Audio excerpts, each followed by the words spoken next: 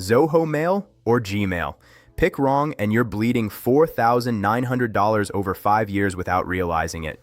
Everyone tells you Gmail is the obvious choice. It's familiar, it's everywhere, it just works. But here's the thing, that free Workspace upgrade hides a pricing trap that Zoho quietly destroys at 1/4 the cost. One of these is ad-free, HIPAA compliant, and built for businesses that actually care about privacy. The other owns your inbox, literally. I tested both for 60 days across real client accounts, and the winner flipped everything I thought I knew. Stick around, there's one feature that breaks this comparison wide open. Links to both are in the description if you want to try them yourself. Now let's dive deep into the first contender, Zoho Mail. When you hear Zoho, you might think of a sprawling suite of business tools, and you're right. But their email service is a powerhouse in its own right, built with one philosophy front and center: privacy and control for businesses. At its core, Zoho Mail is an ad-free professional email hosting service. It's designed for businesses that want their own custom domain without handing over their data to be scanned for ads. This isn't a free consumer product monetizing your attention. From the moment you log into the clean, modern interface, you notice something different. No promotions tab, no targeted ads. It's just your mail. That's a massive differentiator for any professional who values a distraction-free, secure workspace. The feature depth here is seriously impressive. We're talking about S/MIME encryption for end-to-end email security, custom domain support right out of the gate, and the ability to send attachments up to 1 GB on higher plans. They also offer something called email hosting for MSPs, a niche but powerful feature for IT service providers. The integration with the Zoho ecosystem, like Zoho CRM, projects, and docs, is seamless. Need to turn an email into a support ticket or a project task? It's a couple of clicks away. This is where Zoho Mail transforms from a simple inbox into a central business communication hub. Now let's talk about the elephant in the room, the learning curve. If you're coming straight from Gmail, there will be a slight adjustment period. The layout is logical, but it's different. It feels more like a professional tool than a consumer app. You have organizational features like streams, tags, and advanced filters. It's not overwhelming, but it demands a few minutes of your time to set up effectively. Think of it like switching from a regular car to one with a manual transmission. More control, but you need to learn the gears. Pricing is where Zoho Mail starts to look like a secret weapon. They have a legitimately free plan for up to 5 users with 5 GB each. Perfect for a small startup or a family business to test the waters. Their paid plans are shockingly affordable. MailLite starts at just €1 per user per month. That's about $1. For that, you get 10 GB storage, custom domain hosting, and mobile access. The Mail Premium plan at around €4 unlocks S/MIME, 100 GB storage, and email retention policies.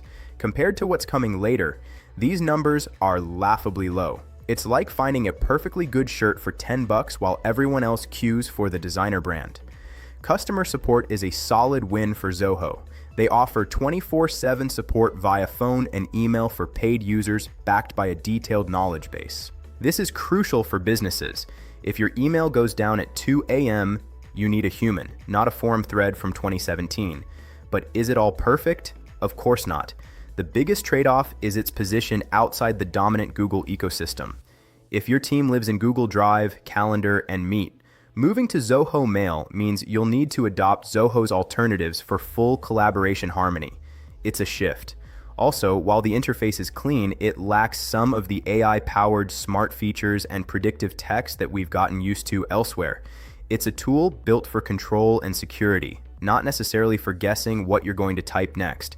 That's like having a meticulous butler instead of a mind reader. Sometimes you miss the guesswork.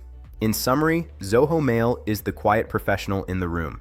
It's for the business owner, the consultant, or the team that prioritizes data privacy, wants zero ads, needs deep customization with their own domain, and operates on a sensible budget. It's not trying to be everything to everyone. It's trying to be a rock-solid, secure, and integrated business email solution. And on that front, it delivers exceptionally well. It's like the reliable, fuel-efficient car you buy for the long haul, not the flashy sports car that guzzles gas and insurance money. Now hold that thought about value, because when we flip to the other side, the numbers get interesting, to say the least. Now for Gmail, the giant, the default, the inbox you probably have open in another tab right now. Its reputation for being simple, powerful, and ubiquitous, largely deserved. For personal use, it's incredibly hard to beat. The interface is what we all know: clean, intuitive, and constantly updated with smart features like Smart Compose, nudges, and the best spam filter in the world, hands down. It just works, and it works fast. That's its biggest strength. When you step into Google Workspace for business, it's a different story. The integration is the killer feature. Your email, your calendar, your drive, your documents, your meetings, all in one cohesive, seamless universe. Collaboration is effortless. Need to work on a doc with a team? It's real-time magic. The performance is rock solid, and for a team already living in Google's world, the onboarding friction is zero. It feels like home. But let's talk about that pricing trap hinted at in the title, because this is where the $4,900 mistake can happen. Workspace's entry plan, the business starter, is $7.20 per user per month. For a small team of 5, that's roughly $432 a year. Fine. But you quickly realize the 30 gigabytes of storage you get per user is shared across Drive and Gmail. For a creative agency storing large files, you'll hit that limit fast, so you upgrade. The business standard plan is $14.40 per user. Now for 5 users, you're at $864 per year.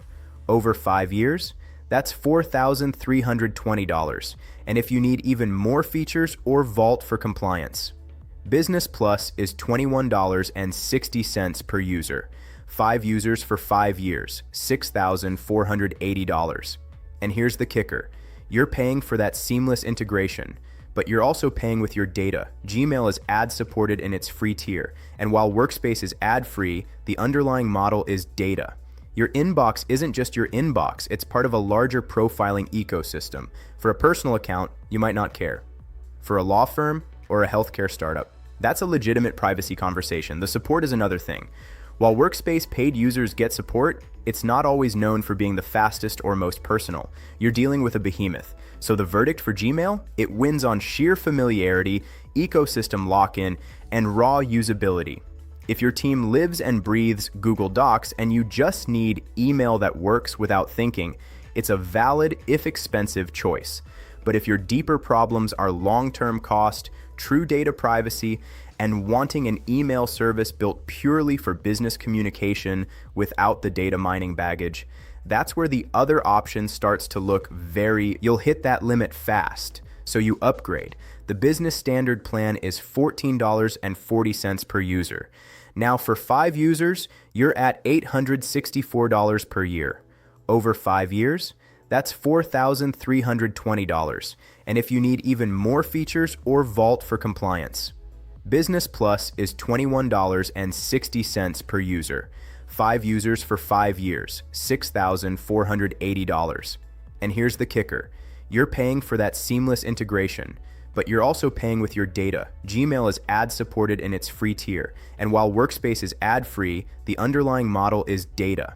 Your inbox isn't just your inbox, it's part of a larger profiling ecosystem. For a personal account, you might not care. For a law firm or a healthcare startup, that's a legitimate privacy conversation. The support is another thing. While Workspace paid users get support, it's not always known for being the fastest or most personal. You're dealing with a behemoth. So the verdict for Gmail? It wins on sheer familiarity, ecosystem lock-in, and raw usability.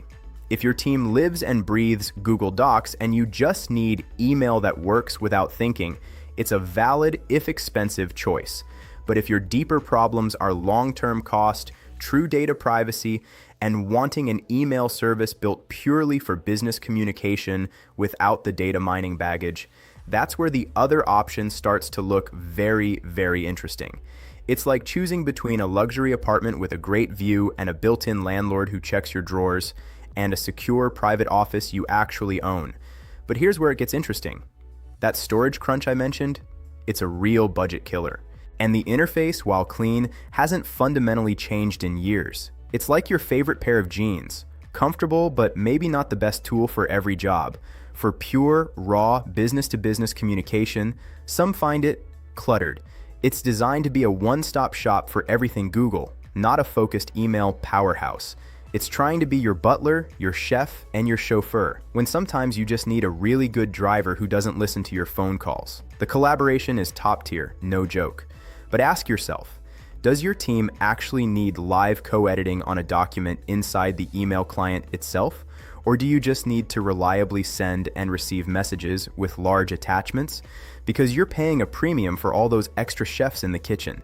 Gmail is the Swiss Army knife of email, incredibly useful, but you're carrying around a bottle opener and a toothpick when you might just need the blade.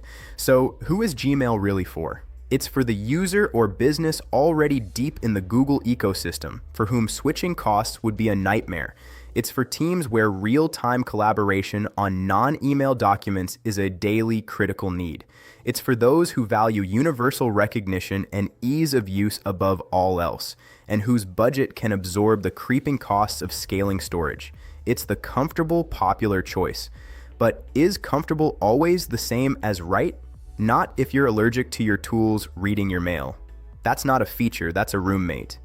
And the rent is too high. So, what's the final verdict? Here's the $4,900 mistake: choosing the wrong email service for your business. If you're an individual user, a freelancer, or a team that lives and breathes in Google Docs, Sheets, and Meet, then Gmail, or more specifically, Google Workspace, is your obvious choice. The seamless integration is unbeatable. You'll save hours on collaboration, everything just works together, and the learning curve is practically zero.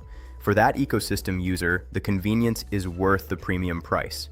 However, if you run a small to medium business, a startup, or any organization where data privacy, professional branding, and predictable cost are non-negotiable, then Zoho Mail is your champion. The mistake is paying Google Workspace's per user fee year after year when you could have a secure, ad-free custom domain email for a fraction of the price. With Zoho, you'll stop worrying about creeping costs and data mining and get a tool built for serious work. Choose Gmail for seamless ecosystem collaboration. Choose Zoho Mail for privacy, professionalism, and long-term value. Make the right choice for your needs.